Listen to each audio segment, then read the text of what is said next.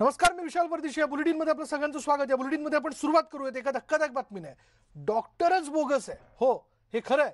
डॉक्टरच बोगस असल्याचं समोर आलंय. मोरिया मल्टी स्पेशालिटी रुग्णालयातली ही घटना आहे. पुण्याच्या शिरूर तालुक्यातील एक रुग्णालय, तिथं मेहमूद शेख असं या बनावट डॉक्टरचं नाव आहे.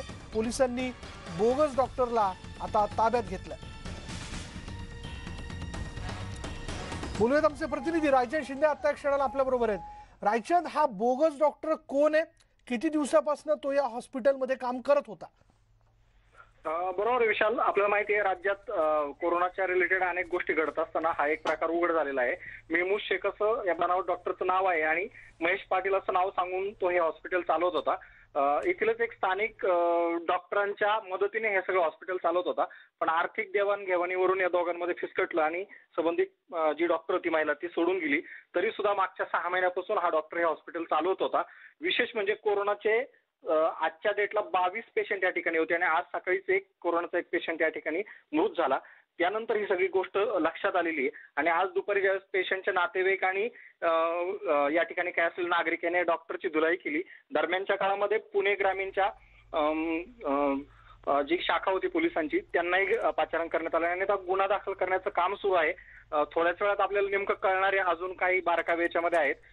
किती पेशंट होते, काय होतं आणि कशा पद्धतीने हा डॉक्टर हे हॉस्पिटल चालवत होता. स्थानिक काही राजकारण्यांचे सुद्धा याच्यामध्ये हात असावेत असंही बोललं जाते. एकूणच गुन्हा दाखल झाल्यानंतर आपल्याला सगळ्या गोष्टी बाहेर पडतील. विशाल, धन्यवाद रायचंद या सगळ्या माहितीबद्दल. हा बोगस डॉक्टर गेल्या कित्येक दिवसापासून इथे काम करत होता. अखेर हा बोगस डॉक्टर जो आहे तो पकडला गेलाय. पुढे पाहूयात. बीडची बातमी अशी आहे की बीडच्या आष्टीमधील कोविड केअर सेंटरमध्ये बेड अभावी कोरोना पॉझिटिव्ह रुग्णांना अक्षरशः जमिनीवर झोपून उपचार घेण्याची वेळ आल्याची धक्कादायक बाब समोर आली आहे. ज्यांना लक्षणं नव्हती त्यांना क्वारंटाईन करण्यात आलं होतं, मात्र पुरेसे बेड नसल्यानं त्यांच्यावर जमिनीवरच झोपून उपचार केले जात आहेत. ही अवस्था आहे बीडमधली. काल आपण एक चंद्रपूरची बातमी बघितली होती, ज्या चंद्रपूरच्या बातमीमध्ये बेड नव्हता म्हणून एक वृद्ध रुग्ण अक्षरशः ऑक्सिजन विना हॉस्पिटलच्या एका गार्डनच्या जागेवर तडफडत तिथं पडलेला होता. शेवटपर्यंत त्याला बेड मिळाला नाही. आणि आता कालच्या चंद्रपूरच्या बातमीनंतर आज बीडमधली बातमी आपण बघतोय की बीडमध्ये रुग्णांना बेडच मिळत नाहीयेत. ज्यांना लक्षणं नाही आहेत त्यांना क्वारंटाईन करण्यात आलं, पण ज्यांना लक्षणं आहेत, ज्यांना ताप भरतोय, ज्यांना उलट्या जुलाब किंवा ऑक्सिजनचं सॅच्युरेशन लेवल ज्यांची कमी आहे त्यांना अक्षरशः जमिनीवर झोपून उपचार त्यांच्यावरती केले जात आहेत. बोलूयात आमचे प्रतिनिधी सुरेश जाधव आपल्या बरोबर आहेत. सुरेश, काय ही परिस्थिती आणि खरंच रुग्णांना बेड मिळत नाहीयेत का? म्हणजे या दृश्यांमधनं तर कळतंय, पण कुठलं हे सेंटर आहे? बीड जिल्ह्यातील आष्टी मधलं हे सेंटर आहे, कोविड सेंटर आहे आणि या ठिकाणी जे रुग्ण ज्यांचे ऑक्सिजन लेवल आणि त्याचबरोबर निमोनियाचंही काही प्रमाण त्यांच्यामध्ये आहे, मात्र स्टेबल स्थिती आहे असे रुग्ण आपण जे चित्रामध्ये दिसतात ते व्हिडिओमधले रुग्ण आहेत.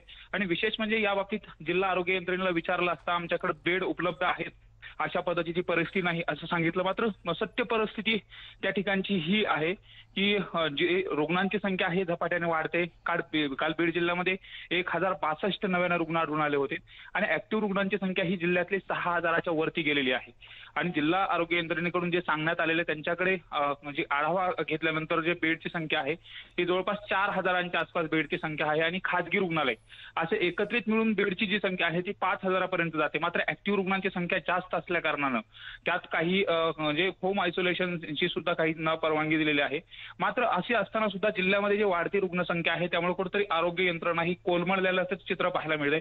आणि हे जे उपचार अशा पद्धतीने केले जातात या संदर्भात मात्र तिथले जे डॉक्टर आहेत आणि विशेष जिल्हा शल्य चिकित्सक आहेत यांनी बोलण्यासाठी टाळलं. मात्र हा हलगर्जीपणा हा आरोग्य यंत्रणेतच आहे. विशाल, धन्यवाद सुरेश या सगळ्या माहितीबद्दल. आणि ज्या रुग्णांना, हे जे रुग्ण दिसत आहेत आता, त्यापैकी कोणाला तरी ताप असणार, कोणाला तरी श्वास घ्यायला त्रास होत असेल, अशा वेळी जिथं जमिनीवर झोपून त्यांच्यावरती उपचार होत आहेत त्यात जर एखाद्याची प्रकृती बिघडली, वेळीच त्याला व्हेंटिलेटर किंवा ऑक्सिजन बेड मिळाला नाही आणि जर तो रुग्ण दगावला किंवा त्याची प्रकृती फार जास्त झाली, त्याला जबाबदार कोण? याचं उत्तर आरोग्य यंत्रणा देणार आहे का? बघूयात पुढली बातमी. वीकेंडच्या लॉकडाऊन नंतर आज मनमाडसह नांदगाव तालुक्यात बाजारपेठ सुरू होताच खरेदीसाठी नागरिकांची मोठी गर्दी तिथं बघायला मिळाली. तिकडे शहर परिसरात कोरोनाचा कहरही सुरूच आहे आणि या सगळ्या परिस्थितीत नागरिक बेफिकीर होऊन घराच्या बाहेर पडतात आणि बाजारपेठेत गर्दी करतात. जाणून घेऊयात मनमाडमधली आकडेवारी तारखेनुसार 7 एप्रिल 648 कोरोनाबाधित रुग्ण, 8 एप्रिल 816, 9 एप्रिल 914, 10 एप्रिल 825, 11 एप्रिल 856, म्हणजे साधारण 50-60 इतकाच फरक असेल, पण आकडेवारी सतत वाढताना दिसते.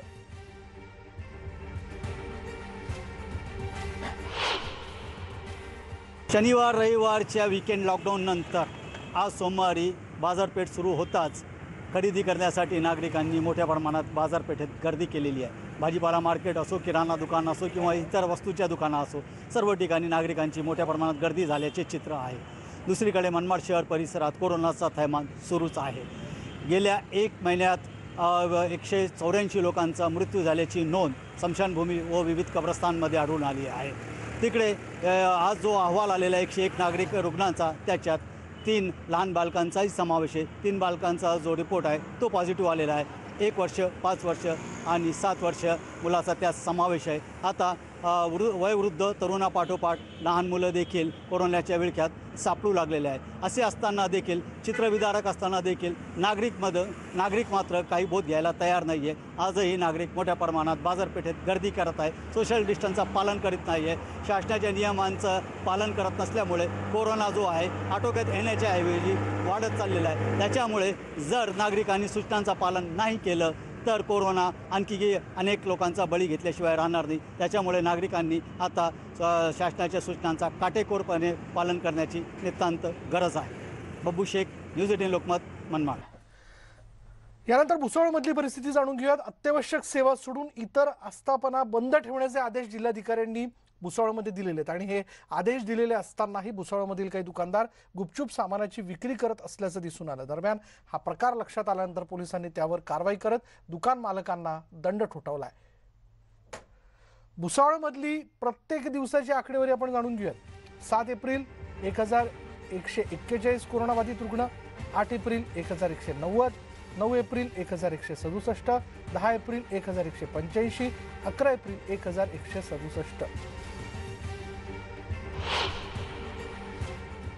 आपण बघू शकतो माझ्या पाठीमागे हे मोबाईल शॉप आहे. या मोबाईल शॉपमध्ये काही कस्टमर आहे दुकानामध्ये आणि बाहेरून ताला लावलेला आहे. ते पाहण्यासाठी इथे पोलीस आलेली आहे. आणि काय दुकानाचे जे मॉल्स आहे, या मॉल्समध्ये सुद्धा काय गिराक आणि दुकानदार आढळून आलेले आहे.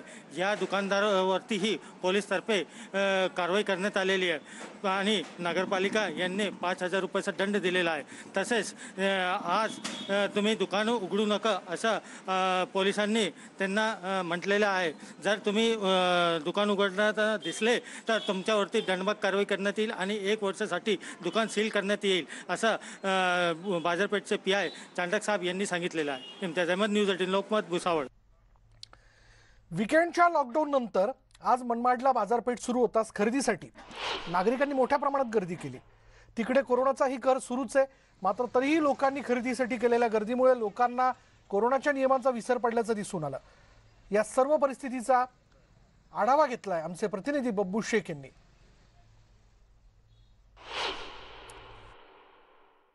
शनिवार रविवारच्या वीकेंड लॉकडाऊन नंतर आज सोमवारी बाजारपेठ सुरू होताच खरेदी करण्यासाठी नागरिकांनी मोठ्या प्रमाणात बाजारपेठेत गर्दी केलेली आहे. भाजीपाला मार्केट असो, किराणा दुकान असो किंवा इतर वस्तूच्या दुकानं असो, सर्व ठिकाणी नागरिकांची मोठ्या प्रमाणात गर्दी झाल्याचे चित्र आहे. दुसरीकडे मनमाड शहर परिसरात कोरोनाचा थैमान सुरूच आहे. गेल्या 1 महिन्यात 184 लोकांचा मृत्यू झाल्याची नोंद स्मशानभूमी व विविध कब्रस्तानमध्ये आढळून आली आहे. यानंतर बघूयात कोकणामध्ये जाऊयात. रत्नागिरी जिल्ह्यात वीकेंड लॉकडाऊनच्या कडक निर्बंधांनंतर जनजीवन पुन्हा पूर्वपदावरती येत आहे. जिल्ह्यातील सर्व व्यवहार पुन्हा सुरळीत सुरू झालेत. तसंच कामगार वर्ग पुन्हा कामाला बाहेर पडल्याचं बघायला मिळतंय. 2 दिवस बंद असलेली ST परत एकदा सुरू झाल्याने ग्रामीण भागातील लोकांना थोडासा दिलासा मिळालाय. रत्नागिरीच्या बाजारपेठेतून आढावा घेतलाय आमचे प्रतिनिधी शिवाजी गुरे यांनी. वीकेंड लॉकडाऊनच्या निर्बंधानंतर आता पुन्हा एकदा जनजीवन पूर्वपदावर येतंय. सर्वच दुकानं आता हळूहळू खुली होत आहेत. भाजी विक्रेते असतील किंवा फळ विक्रेते असतील, किराणा दुकानं असतील, सर्वच दुकानं आता सुरू होत आहेत आणि जनजीवन पूर्वपदावर येऊ पाहते. कामगार सुद्धा आता कामासाठी बाहेर पडलेले आहेत. अनेक लोक आता बाहेर पडलेले आहेत. आता हळूहळू का होईना परंतु 2 दिवस ठप्प झालेला सर्वच व्यवहार आता पूर्वपदावर येऊ पाहत आहेत आणि रत्नागिरी जिल्ह्यामधले जे कडक निर्बंध होते ते उठलेले आहेत, शिथिल करण्यात आलेले आहेत. त्यामुळे आता कुठेतरी नागरिकांना दिलासा मिळाला आहे. परंतु लोकांनी काळजी घेणं गरजेचं आहे. रत्नागिरी जिल्ह्यातला कोरोनाबाधित रुग्णांचा जो आकडा आहे तो अजूनही कमी झालेला नाही. 200च्या पार हा आकडा गेलेला आहे आणि त्याच परिस्थितीमध्ये लोकांनी खबरदारी घेणं गरजेचं आहे. निर्बंध जरी शिथिल झाले असले तरी लोकांनी मात्र काळजी घेऊनच काम करायला पाहिजे. सोशल डिस्टन्सिंगसुद्धा पाळायला पाहिजे. आता आजपासून बससुद्धा सुरू झाल्यात. गेले 2 दिवस बससुद्धा बंद होत्या. त्यामुळे ग्रामीण भागातल्या लोकांची गैरसोय होत होती.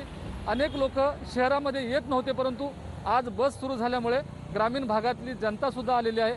आंबा खरेदी विक्री केंद्रसुद्धा सुरू झालेत.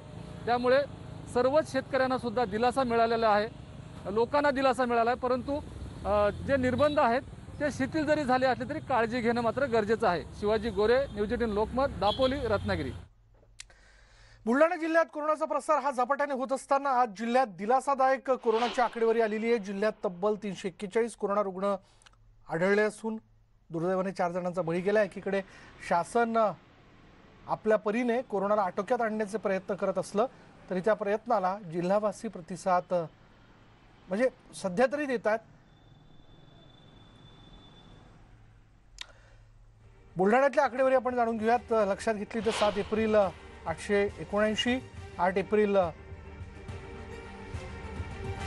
606, 9 एप्रिल 619, 10 एप्रिल 845, 11 एप्रिल 889. म्हणजे आजचा आकडा पुन्हा वाढलेला आहे. त्याच्यामुळे ठीक आहे, म्हणजे लोक स्थानिक नियम पाळतात पण आकडेवारी ही वाढताना दिसते.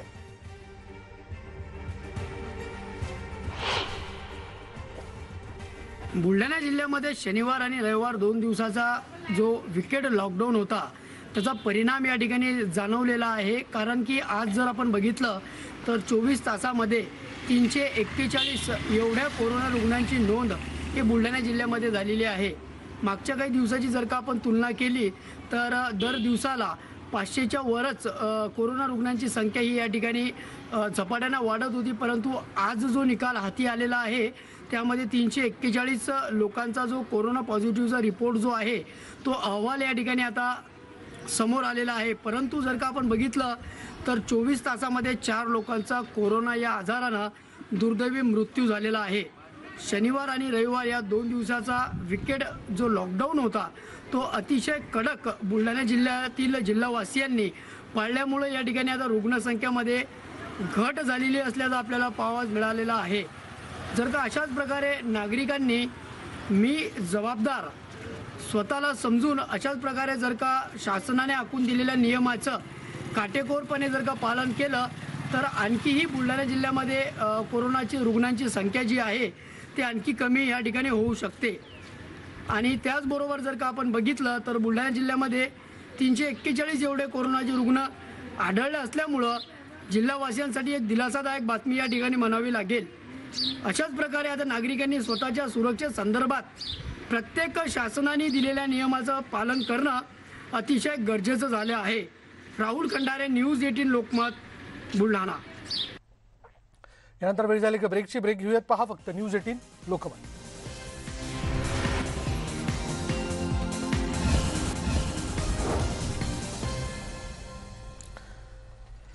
ब्रेकनंतर आपलं स्वागत. ब्रेकनंतर बातमी आहे सोलापूरमधनं. सोलापूर शहर आणि जिल्ह्यात कोरोनाबाधितांची संख्या दिवसेंदिवस वाढतच चालली आणि त्यामुळे सोलापुरातील कोरोनाचं संकट आणखीन गंभीर झालं. त्यामुळे सोलापुरात रुग्णसंख्या कमी करण्याचं मोठं आव्हान प्रशासनासमोर उभं राहिलंय आणि त्यातच रेमडेसिवीर आणि ऑक्सिजनचा मोठा तुटवडा तिथे जाणवतो. आणि याबाबत सोलापूर जिल्हा प्रशासनाने नक्की काय उपाययोजना करण्याचं ठरवलंय याचा आढावा घेतलाय आमचे प्रतिनिधी सागर सुरोसे यांनी. पण तत्पूर्वी आपण जाणून घेऊयात सोलापूरमधली एकूण आकडेवारी. 7 एप्रिलला जर आपण लक्षात घेतलं तर 794 रुग्ण, 8 एप्रिलला 819 रुग्ण, 9 एप्रिलला 988 रुग्ण, 10 एप्रिलला 1077 रुग्ण, 11 एप्रिलला हाच आकडा गेला तो 1187. चला जाणून घेऊयात नेमकी काय परिस्थिती आहे. सोलापूर शहर आणि जिल्ह्यामध्ये कोरोनाचा कहर दिवसेंदिवस वाढतानाच पाहायला मिळतोय। त्यामुळे काल सोलापूरमध्ये कोरोनाबाधितांची संख्या ही सर्वाधिक होती। 1187 रुग्ण काल एका दिवसामध्ये पॉझिटिव्ह आलेले आहेत, तर 18 जणांचा यामध्ये मृत्यू झालेला आहे। त्यामुळे जिल्हा प्रशासन असेल, महापालिका प्रशासन असेल, हे चांगलेच धास्तावलेले आपल्याला पाहायला मिळत आहेत। त्यामुळेच उपाययोजनांसाठी सातत्यानं जिल्हा प्रशासनाकडून बैठका घेतल्या जात आहेत। सोलापूर जिल्ह्यामध्ये ऑक्सिजनचा देखील मोठ्या प्रमाणात तुटवडा जाणवत होता। कालच्या घडीला या ठिकाणी जवळपास 80% हॉस्पिटल्समध्ये ऑक्सिजन अवेलेबल नव्हता, अशी माहिती सूत्रांकडून मिळालेली आहे। तर आजच्या घडीला या ठिकाणी सोलापूर जिल्ह्याची जी क्षमता आहे ती 26 टनची मागणी आहे, त्यापैकी 20 टन ऑक्सिजन आज उपलब्ध होणार आहे। म्हणजे जवळपास 6 टन ऑक्सिजन अद्यापही कमीच आहे। तर दुसरीकडे या ठिकाणी ज्या सोलापूर शहरामध्ये एकूण 4 कंपन्या ज्या आहेत त्या ऑक्सिजनची निर्मिती करतात, त्यातील एका कंपनीकडे पुण्याहून जो रॉ मटेरियल येणं अपेक्षित होतं ते आलेलं नाहीये। त्यामुळे ऑक्सिजनचा तुटवडा झाल्याचं प्रशासनाकडून सांगण्यात आलेलं आहे।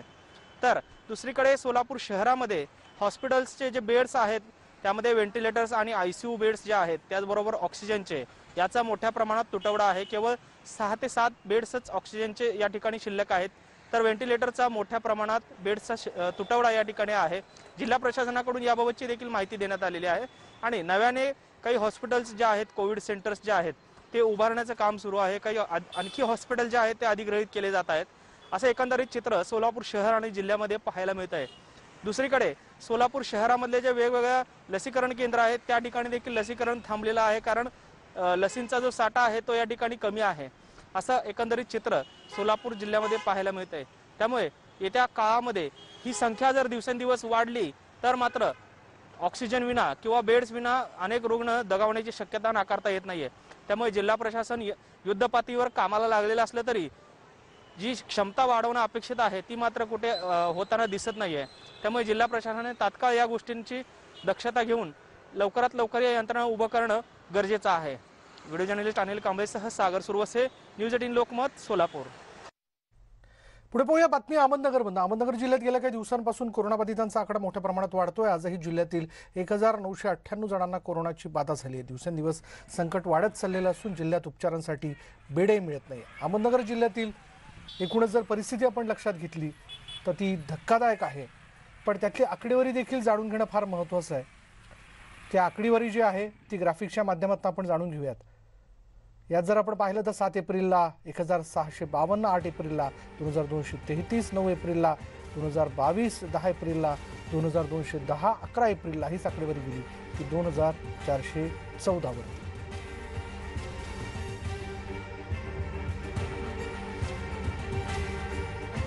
अहमदनगर जिल्ह्यामध्ये आजही कोरोनाबाधितांचा आकडा 2000 वरती जाऊन पोहोचलाय।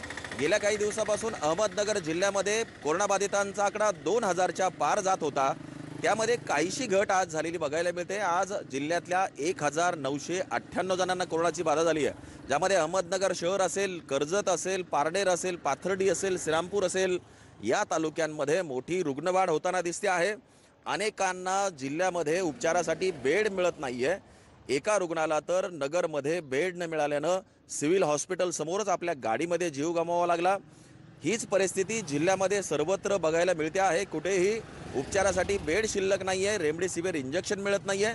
इतर राज्यांमध्ये जाऊन इंजेक्शन आणायला लागतंय, तर उपचारासाठी दुसऱ्या जिल्ह्यांमध्ये देखील लोक धाव घेताना दिसत आहेत। आज तर मोठ्या प्रमाणामध्ये लोक बाहेर पडलेले दिसले। 2 दिवस कडक लॉकडाऊन होता, त्यानंतर खरेदीसाठी मोठ्या प्रमाणामध्ये सगळीकडे लोकांची गर्दी बघायला मिळाली। गुढीपाडवा उद्या आहे, त्याची तयारीसाठी अनेक जण बाहेर पडलेले होते। जिल्ह्यामध्ये आपण जर बघितलं तर आतापर्यंत 1,15,000पेक्षा जास्त जणांना कोरोनाची बाधा झाली आहे। 13,000पेक्षा जास्त जणांवरती सध्या उपचार सुरू आहे। जवळपास 1300 जणांचा मृत्यू देखील झाला आहे। त्यामुळे आता तरी नगरच्या लोकांनी काळजी घेणं गरजेचं आहे, अन्यथा कोरोनाबाधितांचा हा आकडा आणखी वाढू शकतो। हरीश दिमोटे, न्यूज 18 लोकमत, अहमदनगर। आणि त्यातच लॉकडाऊन होण्याच्या शक्यतेने वाशिमच्या बाजारपेठेत नागरिकांनी प्रचंड गर्दी केली। वाशिमसह जिल्ह्यातील नागरिकांनी वीकेंड लॉकडाऊनला चांगला प्रतिसाद दिला। मात्र आज बाजारपेठ उघडल्यानंतर नागरिकांनी कोरोना नियमांना हरताळ फासत खरेदीसाठी तुफान गर्दी केली। वाशिम शहरासह जिल्ह्यातील नागरिकांनी 2 दिवसांचा जो वीकेंड लॉकडाऊन होता तो 100% पाळला मात्र आज बाजारपेठ उघडल्यानंतर वाशिम शहरामध्ये नागरिकांनी प्रचंड गर्दी केल्याचं दिसत आहे। या गर्दीमध्ये नागरिकांनी कोरोनाचे सर्व नियम मोडल्याचं दिसत आहे। वाशिम जिल्ह्यामध्ये कोरोनाचा संसर्ग मोठ्या प्रमाणात पसरला असून प्रशासन विविध नियम आणि निर्बंध घालून देत असलं तरी नागरिकांकडून मात्र हे सर्व नियम मोडल्या जात आहेत। जरी लॉकडाऊनची शक्यता असली तरी नागरिकांनी जे कोरोनाचे नियम आहे ते पाळणं गरजेचे आहे। वाशिम शहरासह जिल्ह्यातील इतर शहरांमध्येही नागरिकांनी आज प्रचंड गर्दी केली आहे। नागरिकांनी जर नियम पाळले तर वाशिम जिल्ह्यातील जो संसर्ग आहे तो निश्चितच कमी होईल। प्रशासनाला या काळी लक्ष देण्याची गरज पडणार नाही। किशोर गोमाशे, न्यूज 18 लोकमत, वाशिम। गेल्या काही कालावधीत आपण जर पाहिलं तर अमरावती हॉटस्पॉट ठरलं होतं। अजूनही तशीच काहीशी परिस्थिती आहे। अमरावती जिल्ह्यात लसींचा साठा संपत आल्याने 100हून लसीकरण केंद्र बंद पडलेली आहेत। जिल्ह्यात एकूण 150 लसीकरण केंद्र आहेत। जिल्ह्यातील कोविशिल्डचा साठा पूर्णपणे संपल्याने जवळपास 100च्या वर केंद्र बंद झालेली आहेत। कोवॅक्सिनचे जिल्ह्यात फक्त 2000 डोस शिल्लक असल्याची माहिती समोर आली आहे। कोरोनाच्या पार्श्वभूमीवर लसीकरणाविषयी लोकांची उत्सुकता होती आणि आज 45 वर्ष वयावरील जे नागरिक असतील तर सर्व नागरिकांना लसीकरणाला सुरुवात झालेली आहे। अमरावती जिल्ह्यातही विजा लसीकरण केंद्रावर आहे ते अमरावती जिल्हा सामान्य रुग्णालयासमोरील परिचर्या प्रशिक्षण केंद्रासमोरचं हे लसीकरण केंद्र आहे। या लसीकरण केंद्रावर आपण पाहू शकतो की आज 45 वर्षावरील जे नागरिक आहे ते सुद्धा लसीकरणासाठी आलेले आहेत आणि मोठ्या संख्येने या ठिकाणी सोशल डिस्टन्सिंगचं पालन केलं जात आहे। त्यांची बसण्याची व्यवस्था करण्यात आलेली आहे। ऊन लागू नये म्हणून आपण पाहू शकतो या ठिकाणी पूर्ण त्यांनी या ठिकाणी हिरवं शेड टाकण्यात आलेला आहे। अमरावती जिल्ह्याचा जर विचार केला तर आत्तापर्यंत जवळपास 1,28,754 लोकांना ही लस देण्यात आलेली आहे आणि जवळपास अमरावती शहरात 73 सेंटरच्या वर सेंटर आहे। जिल्ह्यात जेवढ्या PSC आहे, प्राथमिक आरोग्य केंद्र आहे, त्या सर्व प्राथमिक आरोग्य केंद्रात लसीकरण केंद्र सुरू झालेले आहे। अमरावती शहराचा विचार केला तर शहरात 4 शासकीय केंद्र आहेत आणि त्याशिवाय 10 खाजगी केंद्रावर ही लस दिली जात आहे। जवळपास अमरावती जिल्ह्यात PSCला सुद्धा सगळ्या ठिकाणी ही लस दिली जात आहे। आतापर्यंत हेल्थ वर्कर्सचा विचार केला तर 26,278 हेल्थ वर्कर्सना लस देण्यात आली आहे आणि फ्रंटलाईन वर्कर्स जे आहे जवळपास 20-21 हजाराच्या वर फ्रंटलाईन वर्कर्सना ही लस देण्यात आलेली आहे। जवळपास 60 वर्षावरील जे नागरिक आहे अशा 70 हजाराच्या वर नागरिकांना लस देण्यात आलेली आहे आणि अमरावती जिल्ह्याचं टार्गेट जे आहे ते जवळपास रोज 15 हजाराच्या वर नागरिकांना लस दिली जात आहे। या पार्श्वभूमीवर आजपासून 45 वर्षावरील जे नागरिक आहे त्या सर्वांना लस दिली जाणार आहे। अमरावती शहरात सगळ्या सेंटरवर जी आहे ती उत्तम व्यवस्था करण्यात आलेली आहे आणि नागरिकांना सुद्धा या लसीविषयी उत्सुकता लागलेली आहे। व्हिडिओ सागरचा संजय शेंडे, न्यूज 18 लोकमत, अमरावती। तर रत्नागिरी जिल्ह्यामध्ये गेल्या 8 दिवसांपासून रुग्णसंख्या जी आहे ती झपाट्याने वाढते। चिंतेचा विषय बनलाय तिथली परिस्थिती। वीकेंड लॉकडाऊनच्या कडक निर्बंधानंतर पाडवा, आंबेडकर जयंती, रमजानच्या खरेदीसाठी आज बाजारपेठेत लोकांनी गर्दी केल्याचं पाहायला मिळालं। जिल्ह्यातील बेड्स कमी पडत असल्यानं जिल्ह्यातील नागरिकांची चिंता वाढताना दिसते आणि एकूणच तिथली आकडेवारी देखील जाणून घेणं फार महत्त्वाचं आहे। यात जर पाहिलं तर 7 April 172, 8 April 140, 9 April 251, 10 April 248, 11 April 214 इतकी कोरोना बाधितांची ही आकडेवारी सतत वाढताना दिसते।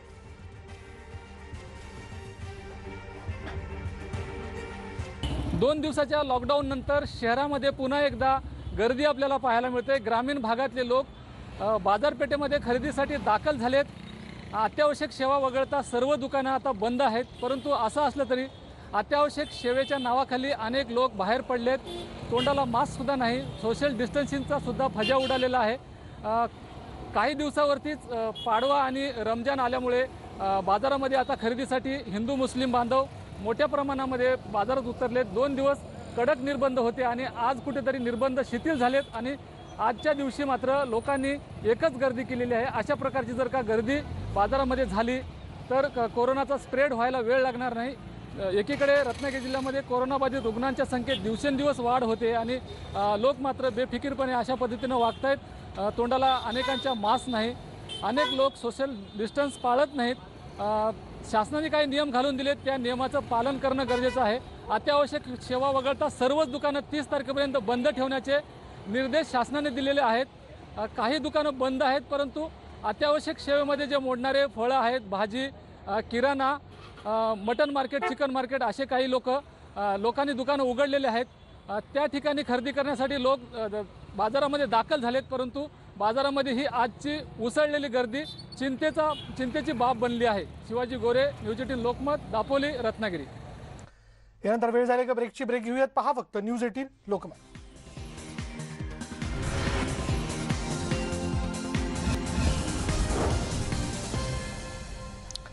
ब्रेकनंतर बघूयात बातमी अमरावतीतनं. अमरावती जिल्ह्यात गेल्या 4 ते 5 दिवसांपासून कोरोना रुग्णांच्या संख्येत थोड्या प्रमाणात वाढ झालेली दिसते. आज सकाळी विकेंडचा लॉकडाऊन संपताच नागरिकांनी बाजारपेठेत चांगलीच गर्दी केल्याचं बघायला मिळालं. राज्यासह जिल्ह्यात कडक निर्बंध लागू असले तरी नागरिक मात्र विनाकारण फिरताना दिसलेत. आकडेवारी आपण जाणून घेऊयात. जर आपण बघितलं तर 7 एप्रिलला 344, 8 एप्रिलला 378, 9 एप्रिलला 425, 10 एप्रिलला 398, 11 एप्रिलला 455.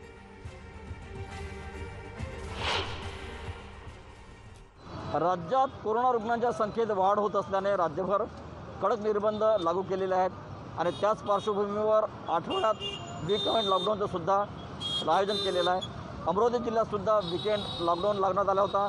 त्यानंतर अमरावती शहरात आज सकाळी लॉकडाऊन उघडल्यानंतर आपण पाहू शकतो की अमरावती शहरातील ही इतवारा बाजार परिसरातील बाजारपेठ आहे. खरं तर सगळी दुकानं जे अत्यावश्यक गरजेचे सोडले तर सगळी दुकानं बंद आहे. मात्र दुकानं बंद असली तरी या ठिकाणी मोठ्या प्रमाणात हॉकर्स जे आहे हॉकर्सच्या गाड्या या ठिकाणी लागलेल्या आहे आणि नागरिकांची जी गर्दी आहे ती गर्दी मोठ्या प्रमाणात या ठिकाणी आपल्याला पाहायला मिळत आहे. जणू काही अमरावती शहरात कडक निर्बंध जे आहे ते लागू केले आहेत की नाही असा संशय ही गर्दी पाहून यायला लागतो. अमरावती जिल्ह्यातही खरं पाहता फेब्रुवारी महिन्यात हॉटस्पॉट ठरला होता. त्यानंतर अमरावती जिल्ह्यात लॉकडाऊन लावल्यानंतर ज्या कोरोनाबाधित रुग्णांच्या संख्येत मोठ्या प्रमाणात घट झाली होती. मात्र गेल्या 5 दिवसापासूनचा जर आकडा बघितला तर कुठेतरी थोड्याफार प्रमाणात कोरोनाबाधित रुग्णांची संख्या जी आहे ती वाढायला लागलेली आहे. 10 तारखेला 398 रुग्ण आढळले आणि कालचा जर आकडा बघितला 11 तारखेला तर 455 जे रुग्ण आहेत ते कोरोनाचे आढळलेले आहेत. हा आकडा जो आहे निश्चितच कुठेतरी वाढत चाललेला आहे आणि या पार्श्वभूमीवर जर अमरावती जिल्ह्यातील नागरिकांनी कोरोनाच्या नियमांचं पालन केलं नाही तर येणाऱ्या काळात आणखी हा आकडा मोठ्या प्रमाणात वाढू शकतो. आजच अमरावती शहरातील किंवा जिल्ह्यातील रुग्णालयांमध्ये जे कोरोनाबाधित रुग्ण आहे त्यांना रेमडेसिवीर इंजेक्शन जे आहे ते आणणं कठीण झालेलं आहे. अमरावती जिल्ह्यातील नागरिक जे आहे ते अकोला किंवा इतर ठिकाणाहून या ठिकाणी रेमडेसिवीरचं इंजेक्शन मागवत आहे. त्यामुळे निश्चितच कोरोना नियमांचं पालन केलं नाही तर येणाऱ्या काळात अमरावतीकरांना सुद्धा नागपूर किंवा इतर जिल्ह्याप्रमाणे नागरिकांची जी फरफड होत आहे त्याला सामोरे गेल्याशिवाय पर्याय राहणार नाही. त्यामुळे नागरिकांनी घरातच राहावं आणि सुरक्षित राहावं असं आवाहन आम्ही न्यूज 18 लोकमतच्या वतीनं करतो आहे. व्हिडिओ सागरचा संजय शेंडे, न्यूज 18 लोकमत, अमरावती. आता रेमडेसिवीरचा तुटवडा. नांदेडबद्दल जर बोलायचं झालं तर नांदेडमध्ये रेमडेसिवीरचा तुटवडा मोठ्या प्रमाणात जाणवतोय. रुग्णांचे त्यामुळे हाल होत आहेत. रुग्णांच्या नातेवाईकांना आता अक्षरशः अश्रू अनावर झाले. एका रुग्णाच्या नातेवाईकाने जिल्हाधिकाऱ्यांकडे धाव घेतली. त्यांनी त्याची व्यथा मांडली आहे. बघूयात काय म्हटलं. रेमडेसिवीरसाठी आता सध्याला आम्ही कालपासून जवळपास परेशान आहोत. आम्ही कालपासून आम्हाला दवाखान्यातून लेटर पॅड घेऊन सुद्धा आलो. आम्ही इथं येऊन जर लेटर पॅड देण्यासाठी सुद्धा आम्हाला मध्ये जायला काही कोणी मदत करत नाही किंवा आम्ही प्रत्येक मेडिकलला सुद्धा जाऊन विचारलो तिथंही काही आम्हाला कुठं काही मदत भेटण्याची तयारी नाही आहे. आणि आम्ही इथल्या हेल्पलाईन सेंटरला सुद्धा किंवा इथल्या हेल्पलाईन मेंबरला सुद्धा कॉल केलेला आहे. त्या ठिकाणी सुद्धा आम्हाला त्यांच्याकडून एकतर जवळपास 2-2 तास त्यांनी फोन उचलत नाही आहेत आणि उचलल्याच्या नंतर म्हणतात किंवा इथं कुठलाही स्टाफ किंवा इथला कुठेही साठा अवेलेबल नाही आहे. तुमच्या हॉस्पिटलला तुम्ही तिथल्या तिथं काही करून ॲडजस्ट करून घ्या असं म्हणतात. कुठे जावं माझ्या बाबाकडे कोणी सांगायचं.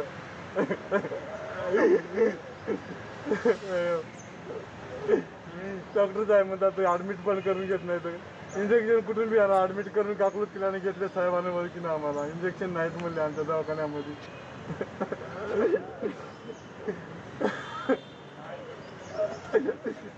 बाबा कुठं जाऊन साहेब मी सांगा की तुम्ही मला. कोणी पोलीसवाले घेतला येत नाही तिथं बसून सुद्धा येत नाहीत. बाहेर म्हणाले. मोठे लोक आलेत मध्ये चले तर आम्ही गरीब माणसानं कोणाकडे जावं सांगा की. थोडं तुटवडा आहे ऑक्सिजनचा आणि रेमडेसिवीरचा पण असं पॅनिक क्रिएट करण्यासारखं नाही आहे. प्रशासन आता गव्हर्नमेंटनी पण वरती लेवलला मंत्रालयात वॉर रूम बनवलेली आहे. ते पूर्ण प्रयत्नामध्ये अननेसेसरी पॅनिक करायची गरज नाही आहे. जसं मागच्या आपण सहकार्य केलं ह्यावर्षी पण सहकार्य करा. आपण हा वॉर जिंकू. आणि यानंतर वेळ झाली का ब्रेकची. ब्रेक घेऊयात. पहा फक्त न्यूज 18 लोकमत.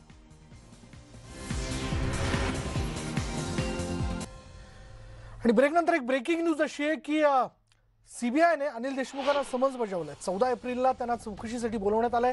परमबीर सिंग यांच्या लेटर फॉर्ममध्ये जर आपण बघितलं, लेटरमध्ये त्यांनी काही आरोप केले होते. त्या आरोपांवरती आता चौकशी केली जाणार आहे आणि याबद्दल खुद्द हायकोर्टाने आदेश देऊ केलेले आहेत. सीबीआयने आता माजी गृहमंत्री अनिल देशमुख यांना समन्स धाडलाय. 14 एप्रिलला त्यांना चौकशीसाठी सीबीआय समोर उपस्थित राहावं लागणार आहे. सांताक्रूज इथल्या DRDO कार्यालयात त्यांची ही चौकशी केली जाईल.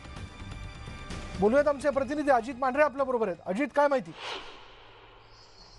विशाल, सीबीआयने हे समन्स काढलेलं आहे. 14 एप्रिलला अनिल देशमुख जे माजी गृहमंत्री आहेत त्यांना चौकशी करता सीबीआयचं जे DRDO सांताक्रूज जे कार्यालय आहे त्या कार्यालयाजवळ त्यांना हजर राहायला सांगितलेलं आहे. तिथे त्यांची चौकशी केली जाणार आहे.